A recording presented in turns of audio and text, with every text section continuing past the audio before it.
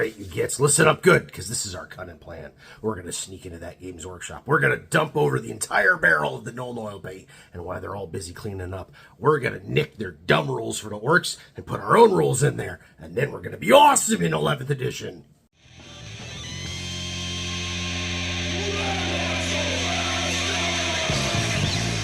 Welcome back to the Red Ones Go Festival. Big Mek here. Last time I checked, yep, still Orktober. That means it's time for another video. And in this one, we've got a list of demands for James Workshop. So he better listen up. That's right. This one is going to be a fun one. For those of you that have been living under a rock, Warhammer 40K is going to get the 11th edition next summer in 2026. Games Workshop has pretty much already said that in their investor calls. What we don't know for sure is anything else about it other than that it's a new edition. There's lots of rumors out there and things like that. We are 99.999% sure orcs are the antagonists, and at this point there's even rumors of specific models that are going to be in the launch box and things of that. We'll cover that a lot more as we get closer. But what I wanted to do in this episode was talk about the top 5 things we want changed for the orc rules in 11th edition, because this codex is absolute trash. And if it wasn't for the Astra Militarum Codex, this would probably go down in history as the worst one in all of 10th edition. It's already the worst orc codex ever. Get rid of that thing. Now, let me clarify what I mean by worst. We're not talking about making orcs like super oppressive powerful so that they win every game. That's not fun for anybody, honestly. Warhammer is the best when both players have an equal opportunity to win. So you don't want a codex that's too overpowered, and you don't want a codex that's too underpowered. You want something that is going to give you a shot against anybody else kind of equally. Certain armies are going to have bonuses, certain armies are going to have minuses compared to other armies, but the big problem is that codex has no flavor. These codexes have tons of flavor. This is when orcs were good. This is when we had things like looted tanks and all sorts of wacky random rules and like damage charts for shock attack guns that you could like accidentally shoot the Big Mek through instead, like we talked about in yesterday's video. This stuff was fun. Not only was it reasonably competitive, meaning you and your opponent had an equal chance at winning the game, depending on who was the most brutal and cunning, and not who had the most gotcha rules, but it also was flavorful. It was fun. The army played like orcs would actually do. It was true to the lore. It was true to the army, and that has been sorely lacking in 10th and a half edition. So I have come up with my list of demands of the 5 biggest rule changes I want to personally see in 11th edition for orcs to make this army fun, to make orcs play like orcs, to make things be not only fair, but flavorful and fun. So let's get into it. All right, we're going to start with number 1, and that is the absolute biggest one, the canary in the coal mine.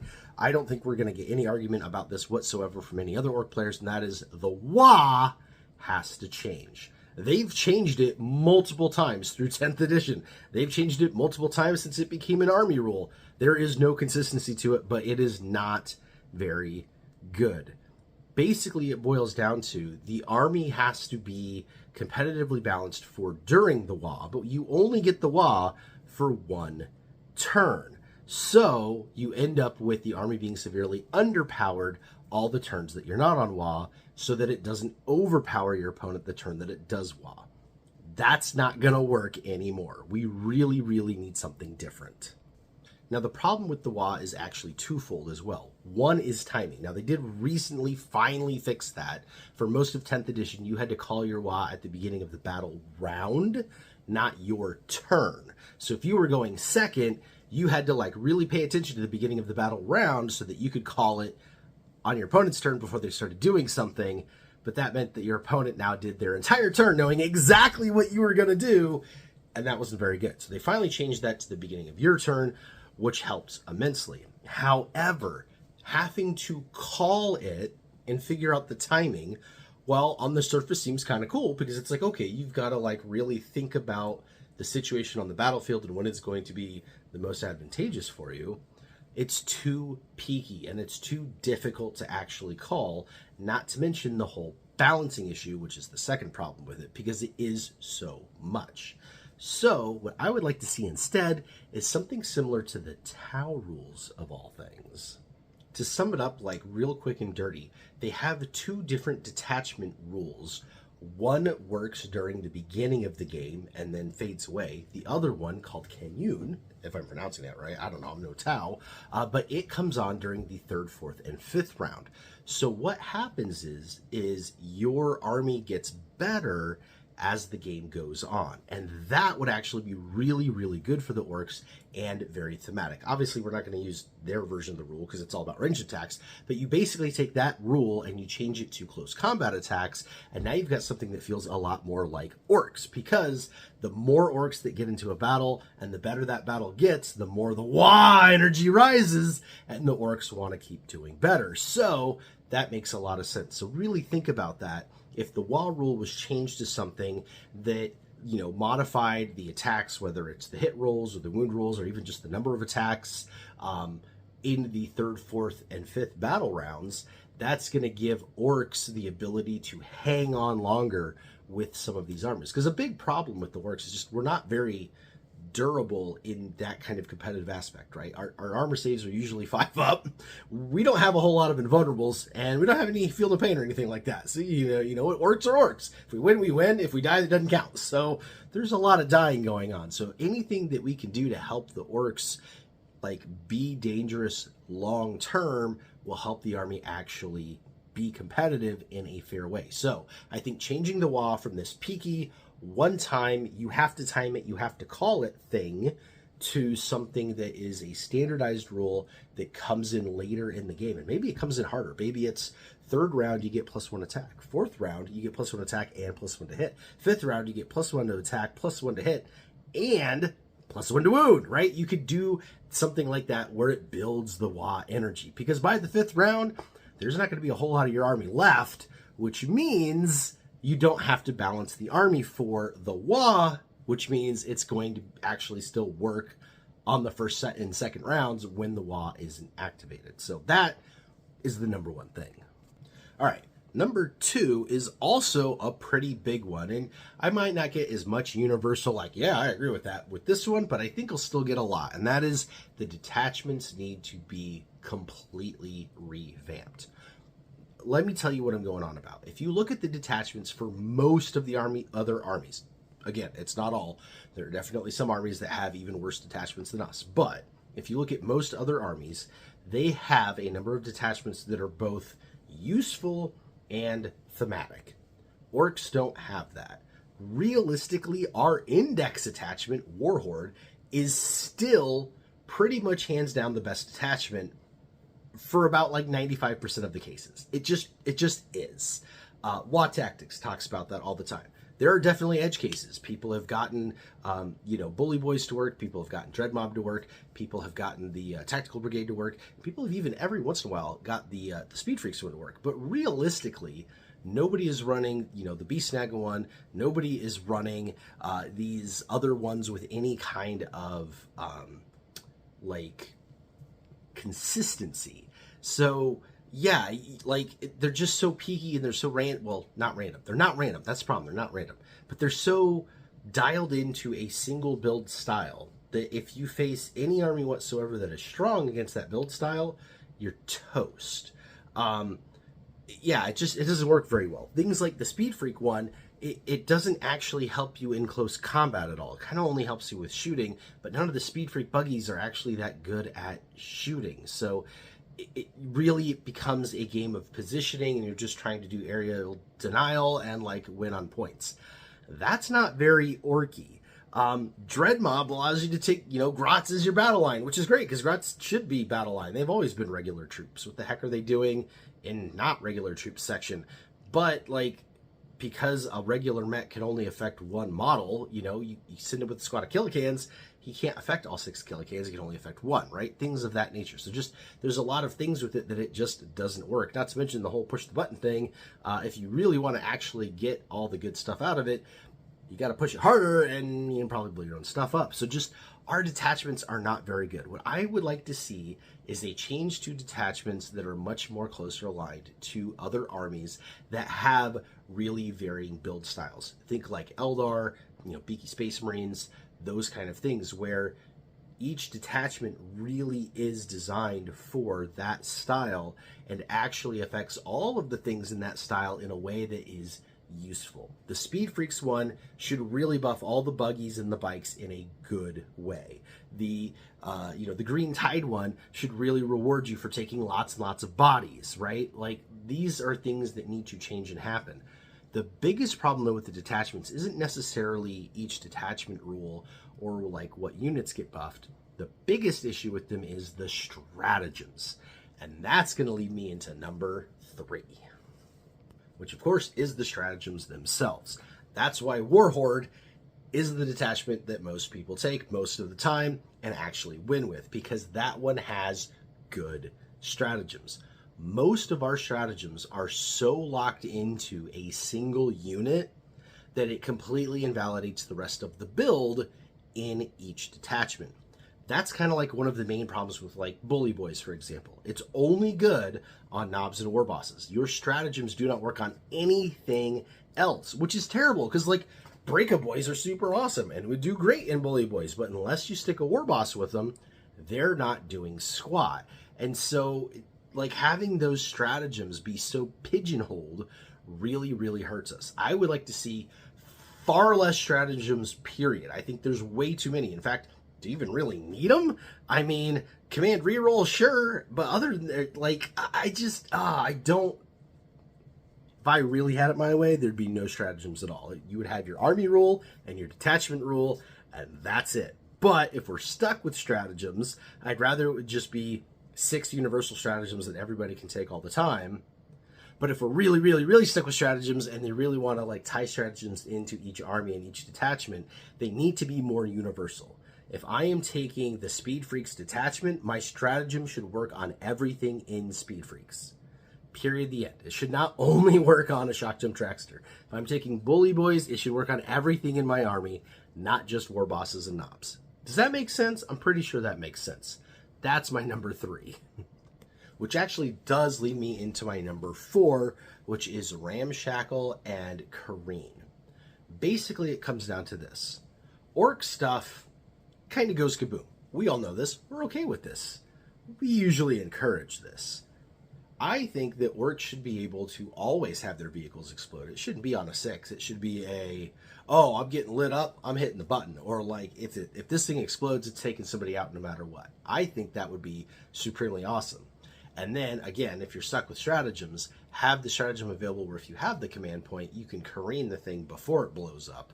Otherwise, it just blows up where it is. And so that's how you make it kind of fair of this thing's going to blow up. It's probably going to hurt your own guys. But if you do have a command point left to spend, being able to move a little bit, might do you a little bit more good than just letting it blow up. But I really, really, really do think all the vehicles should just explode. Deadly Demise and Orcs go together like peanut butter and jelly. They are so meant for each other.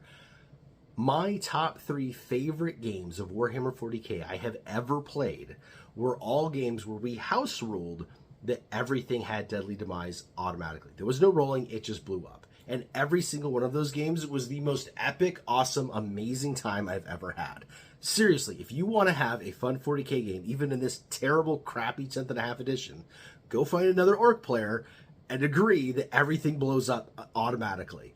You will have a ball. It is so much fun. So I could really see that baking into the army itself and kind of becoming something that orcs get to use on the regular and have to think about. Because, I mean, there's drawbacks, too. You don't want to run these squadrons of vehicles all close to each other because you might daisy chain them and really lose everything when one blows up. So this is going to force orcs to spread out across the battlefield, not to mention saving command points for the stratagems if we have to be stuck with them in order to actually do the careen thing, which again would be very cunning. So that would put a lot of flavor into the orc army, especially the vehicles, where it is sorely lacking.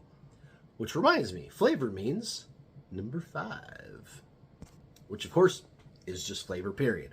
I want to see the shock attack gun get a results table back. There are so many rerolls in this game. There are so many extra rolls in this game. What is so hard about rolling a one singular D6 when you shoot the shock attack gun to see what happens? Like, on a 1, it should still suck the Big Mek through and stick him over there next to where he was shooting. On a 2 through 5, you know, the normal stuff happens. And then on a 6, you really get some boom boom. It doesn't have to be as crazy as the 2nd edition version, but something like the 4th edition version honestly would not be bad. It would put a lot of flavor into that weapon, and also, again, kind of put a potential drawback in there of, like, you could lose this unit that you want to keep in the back line. Suddenly he's all the way on the other side of the board because oops, right? Like, that kind of unpredictability and flavor is what made orcs so fun for so many decades, and it is sorely lacking in this edition. Now, there's a bunch more flavor rules that I would like to see come back, but my number 1 flavor rule that I want to see is this. The orc mob rule. You see, back in the days when leadership tests actually meant something, when your units got down below the 50%, they could mob up with a unit next to them and make a super mob, which is really, really cool. Now, obviously, something like that isn't necessarily going to happen unless they drastically change how leadership works in 11th. But all that being said, even if they don't do that, having the leadership change to being able to roll under the number of orcs left in the squad would still be super thematic. Yes, that was really the rule. Orc leadership was you rolled the leadership test, and if you failed, the knob would count how many orcs were left. And if however many orcs were left was still higher than that number, they just didn't care and they kept going. Because it's like, oh man, that really hurt, but 1, 2, 3, lots. There's plenty of us. Keep going, right? Like, that's very orky. That's how it should be. And it encourages you to build giant mobs of orcs, which is, I mean, the green tide. That's what we're all here for. Tell me that you wouldn't be super stoked to buy a bunch more orcs and add them to your army if that wasn't the rule for 11th edition. I mean, come on. Let's bring back mobs of 30 boys. Let's get crazy with this and, like, really let the army have some fun. Because we don't, again, back to, like, number 1 or 2 or whatever it was, we don't have any durability. So if the boys have to foot slog across this giant board and get shot to pieces by things for a bunch of rounds before they can actually get stuck in during a Waaaagh turn, they need to be able to survive. And you can survive by taking a block of 30 of them and having them really ignore any kind of leadership things until, like, that 30 gets whittled down, even if they don't have the ability to mob up after. Although I still, I'd rather have them be able to mob up. All right, that's going to do it for my top 5 rules wants for 11th edition. But you know what? I'm feeling generous. So let's also go through my top 5 most wanted models or units right after this. It is Orktober, and that means right now at our merch store at theredonesgofaster.com, you can pick up this brand new limited edition Orktober 2025 merch designed by one of our artists, BenBam. Now, I do have to tell you, this is limited. We will not sell these forever. They are only going to be on sale through the end of 2025. However, if you do buy an Orktober merch, whether it's a t-shirt or a hat, during Orktober, you will automatically get 10% off of any other design in your cart, including our new Waaaagh design, also designed by BenBam, available in this high impact 2D style and ultra rad grimdark 3D style. Now, this design is going to be available in perpetuity on the website. Just remember, you will be getting an extra 10% off in Orktober if you buy some Orktober merch. But wait, there's more! Because we've also updated our OG The Red Ones Go Faster design, still available in the original configuration, in black, and we've ported over our full color design to the t-shirts as well as the hoodies. And of course, the OG Red Squig design by yours truly, Old Big Mek, is available in t-shirts, hoodies, hats, and more, including the water bottle. All available right now at theredonesgofasta.com. So grab yourself some brand new merch today at theredonesgofasta.com. Remember, any Orktober thing you buy will automatically take 10% off everything else in your cart through the end of October, including our brand new stickers that you can put on your model carrying case, water bottles, whatever the case may be. You put them on your speed wagon, man. These things are heavy duty outdoor vinyl. And just in case you didn't know, everything we make is made to order, which means we can make it in just about any color and just about any size, up to 5XL, all the way down to Grot size, ladies cuts as well. And we ship to more than 24 countries. That's a minute we've already sent to. We're still discovering countries that are doing brand new orders that we've never shipped to before. So don't worry about any crazy tariffs, taxes, or anything like that, import duties. It's made where you live so that you too can rock the Red Ones Go Fasta this Orktober. All right, back to the video. Thanks for sticking with me. I know what you're thinking right now. Why are you going to go into your models too when you just talked about the rules? You could probably milk that for a whole nother video. Well, if Orktober had gone normally, I would have. But also, my number one want for new or returning units directly leads in from those 5 rule changes. And that is simply Grots. You see, while I may be an Old Big Mek, you guys know I got lots of Grots running around here, and they've kind of worn off on me a little bit. And I would actually love to be able to run an entire Grot army. So my number one most requested new or returning unit would be some sort of Grot leader to allow us to do that, to make an army that is entirely Gretchen, which means a detachment that is entirely Gretchen, something that allows you to take, I don't know, 12 squads of Grots, or like more Killicans, or like all sorts of stuff. I want more Grots. Give me more Grots. Give me more than one Grot character. Give me, the named character Red Gobbo, and then, a Grot boss. I am totally down with that. Give me elite Grots, Grot commandos, Grot storm boys, everything Grot. I would buy every single new Grot model made. Absolutely, without a doubt. No question. Probably 5 of them, because I would need one, and then each of my Grots would need their own too. So it just needs to happen. Grot armies are so stinking popular. Most people run Grot Guard, but the Guard Codex has gotten so crappy that it makes it really, really difficult to run Grots as Guard now too, because they don't have regular infantry squads anymore, and it's kind of hard to point at a Grot and be like, that's a Kasserkin. Come on now. They're Grots, but yeah, give us a Grot army. Like, why not? The Tau have a Kroot. They can do a whole Kroot army. Granted, you need like $1 million to make a Kroot army, but you can do it. And if you expand it to all the other, the Vespids and whatnot too, you can actually make a pretty cool army. Grot should be able to do the same thing. We absolutely need a Grot army. I mean, Agents of the Imperium has an army. We should have a Grot army. So my number one most requested thing, give me a Grot character. I don't care if it's the Red Gobbo. I don't care if it's a Grot boss. I don't care if it's 3 Grots in a trench coat pretending to be a war boss. That could even be the name of the data sheet. 3 Grots in a trench coat pretending to be a war boss. And then everything is war boss. It would be perfect. I would love it. I would absolutely buy each and every single thing of it, and I would be so stoked to do it because they're fun. They're just fun. Having an entire Grot army is fun. Because here's the thing, right?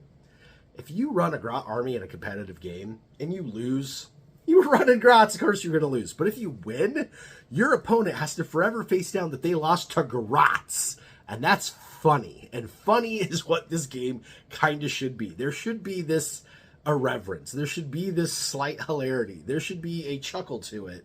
That's the whole point of a Beer and Pretzels game. So, my number one most requested new or returning unit is a Grot boss.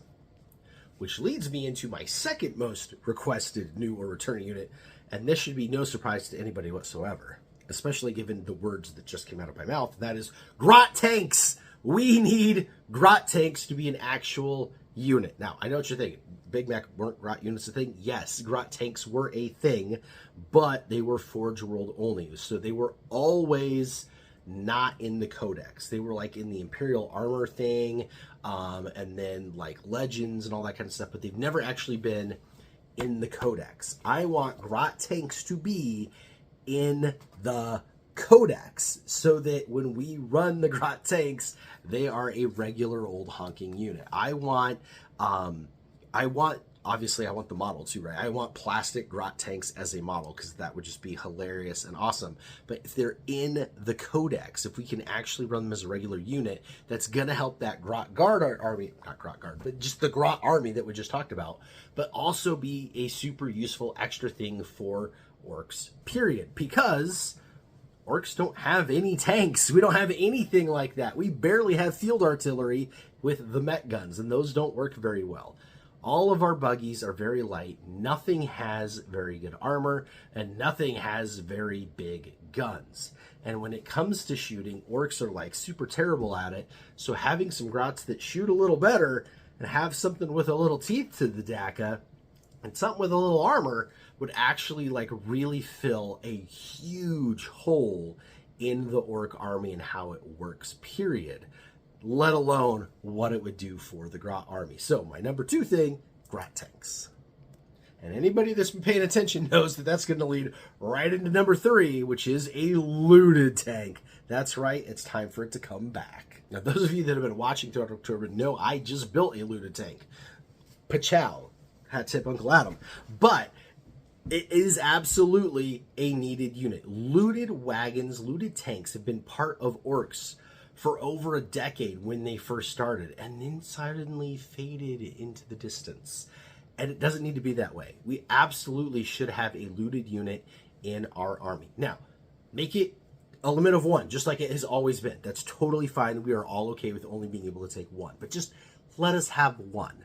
And it doesn't need to be overpowered. Like, we don't need to be able to take Bane Blades. But let us take something. Let us steal a Lehman Russ. Let us steal a Hammerhead gunship. Let us steal something and have a rule for it in the army and be able to take it. It would be so much fun. And then, you know, you have to choose. Is it an APC so you can carry something in something that's not a battle wagon? Or are you taking something with some guns on it and you're going to go have a riot with some more DACA? We absolutely need a looted tank. And it doesn't even need its own standalone kit. In fact, you could release an upgrade sprue for orc vehicles that just happens to have things on it that you could use to loot a tank. That kit would sell like hotcakes. In fact, you could put me down for like 25 of them right now. I don't even care the price. Come on, Games Workshop. Just do it. Just give us the looted tank back, man. And speaking of the looted tank, we need to talk about the next thing. The 4th thing on my list. I should say this list is in no particular order. These 5 things I want equally, okay? But the next thing is our named characters back. Now, I know that's kind of more than one, but you know what I'm saying. Captain Badruck, Boss Zagstruck, Mad Dot Grotsnick all went the way of the Dodo Bird when the new codex dropped. And that is a terrible travesty. We have the least amount of named characters this side of the Tyranids, which is nuts because orcs are the longest running faction with the Imperium and Chaos. Like, hello, we've been here the whole time. Okay, I know the elves were there too. We're like one of the original 4 horsemen. Like, how come we've only got like 3 named characters left? That's ridiculous. Mad Dot Grotsnick just got his own book for Gork's sake. Like, what the heck are you doing, Games Workshop? And Captain Badruck, who's in all the big DACA books, you know, with Uthak. Like, what the heck? Why isn't he in there? Like, we should have him. And Boss Zagstruck is such an iconic character. And, like, you could do a double kit with him and, you know, a regular orc war boss with a jump pack, just like the Beaky Captains get, you know? We need our special characters back. Orcs deserve to have epic named characters just like everybody else. Heck, give us some new ones. I'd love to see some new blood come into the Orc Codex and come into what our characters are going to be. Like Uthak. Uthak is amazing and awesome. I love him. In fact, just make Uthak in the Codex. I would totally take that. Re-release that kit. Hotcakes, man. We would all love to run Uthak and Princess. And while you're at it, give us Boss Nazdrag. Give us Waaaagh Gutsmek. Give us everybody. We'll take them all. Orc special characters are great. Now, I will fully admit, when I first started in Warhammer a million moons ago, I did not like named characters because to me it was all the named characters that were in the lore and stuff were these great big giant warlords who commanded huge massive armies that took over giant chunks of the galaxy, and we were playing this like little micro game.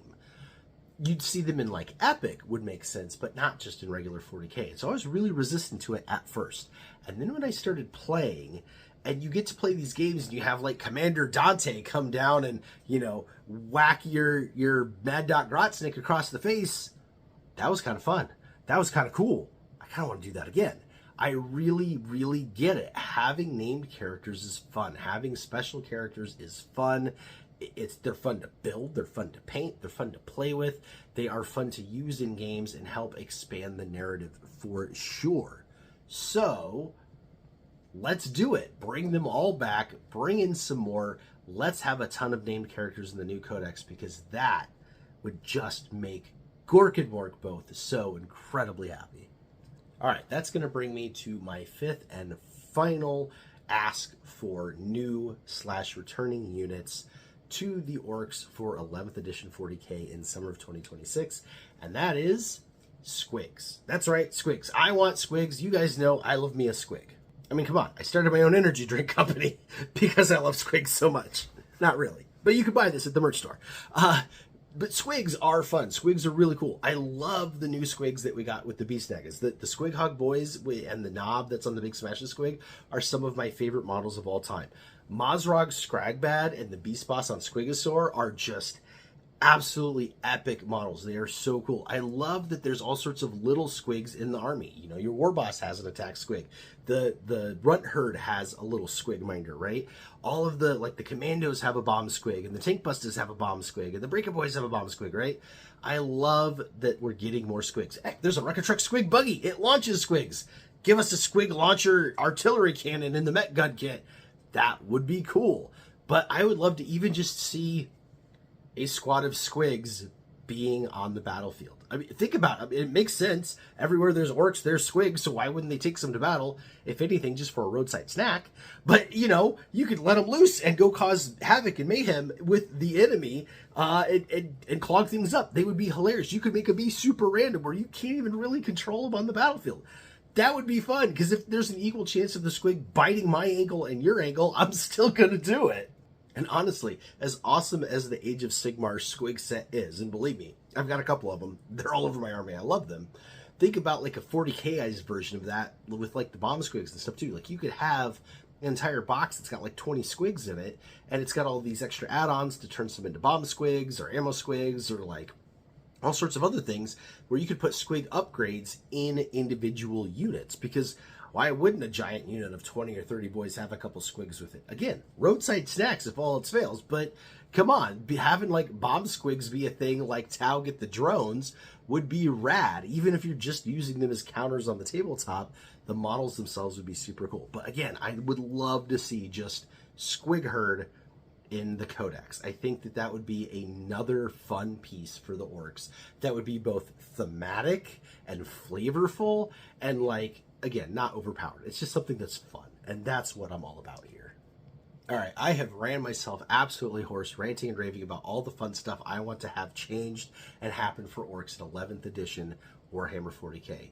Do you like these ideas? Do you have your own ideas? Have Gork and Work been whispering to you? Throw it down in the comments below and tell me. I would love to hear everybody else's opinions on this, because you guys could have some really amazing things that I haven't even thought of, and I would love to be able to add that to the list and be like, yeah, let's do that too, so that, you know, when we sneak into Games Workshop and we knock over the Null Oil, we'll have it on our list of demands, right? I would love to talk about it. Let's get down in the comments and really hash this out, both the rules and the units and models, because I think both are equally important for us, because right now Orks aren't in a very good place, and if we're going to be the big bad next edition, we should be in a much better place. All right, don't forget to pick up your merch in the merch store. I know you guys saw all the brand new plug. I hope you enjoyed that. And then, yeah, I super appreciate everybody that has watched, liked, subscribed, sent a video to a friend, watched an old video after you watched the new video, joined the channel for a membership. We've got a huge number of brand new channel members. Super awesome. Thank you to you guys. And everyone's come over to Patreon. I super appreciate all of you as well. You guys know I don't do any sponsored gigs on this channel. You will never hear me talk about VPNs or, dog food or anything like that. The only things I've ever plugged on here are my own stuff and like other channels and the friendly local game stores I buy from with my own money.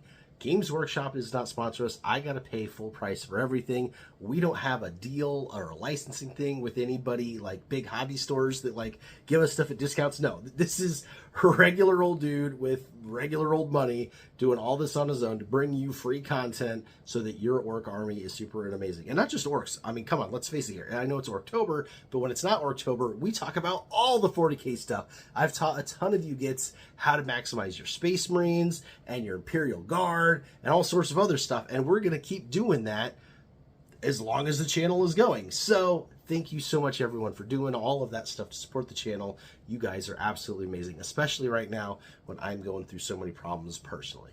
All right, that's going to do it for this one. It's still Orktober, which means tomorrow I got to bring you a whole brand new video. So I'll catch you then. And until then, Waaaagh!